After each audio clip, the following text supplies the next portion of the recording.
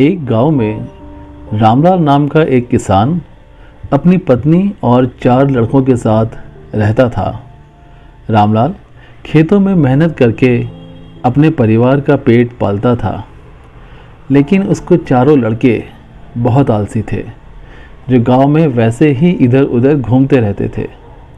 एक दिन रामलाल ने अपनी पत्नी से कहा कि अभी तो मैं खेतों में काम कर रहा हूँ, लेकिन मेरे बाद इन लड़कों का क्या होगा?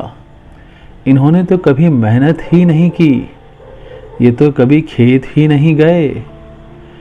रामलाल की पत्नी ने कहा कि धीरे धीरे ये भी काम करने लगेंगे।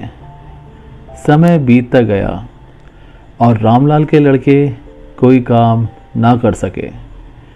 एक बार रामलाल बहुत बीमार पड़ गया। वो काफ़ी दिनों तक बीमार रहा। उसने अपने पत्नी को कहा कि वह चारों लड़कों को बुलाकर लाए। उसकी पत्नी चारों लड़कों को बुलाकर लाई। रामलाल ने कहा कि अब मैं ज़्यादा दिनों तक ज़िंदा नहीं रहूँगा।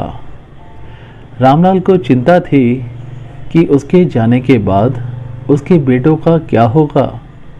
इसलिए उसने कहा, बेटों, मैंने अपने जीवन में जो भी कुछ कमाया है वह खजाना अपने खेतों के नीचे दबा रखा है। मेरे बाद तुम उसमें से खजाना निकालकर आपस में बांट लेना। यह बात सुनकर चारों लड़के खुश हो गए। कुछ समय बाद रामलाल की मृत्यु हो गई। रामलाल की मृत्यु के कुछ दिनों बाद उसके लड़के खेत में दबा खजाना निकालने गए। उन्होंने सुबह से लेकर शाम तक सारा खेत खोद डाला, लेकिन उनको कोई भी खजाना नजर नहीं आया। लड़के घर आकर अपनी माँ से बोले, माँ, पिताजी ने हमसे झूठ कहा, उस खेत में हमें कोई खजाना नहीं मिला।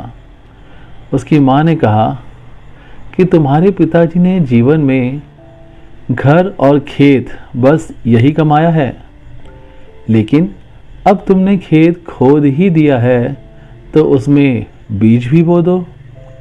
इसके बाद लड़कों ने बीज बोए और माँ के कहे अनुसार उसमें पानी देते गए। कुछ समय बाद फसल पककर तैयार हो गई, जिसे बेचकर लड़कों को अच्छा मुनाफा हुआ, जिसे लेकर वह अपनी माँ के पास पहुँचे। माँ ने कहा कि तुम्हारी मेहनत ही असली खजाना है, यही तुम्हारे पिताजी तुमको समझाना चाहते थे। इस कहानी से हमें यह सीख मिलती है कि हमें आलस्य को त्याग कर मेहनत करना चाहिए। मेहनत ही इंसान की असली दौलत, असली खजाना है।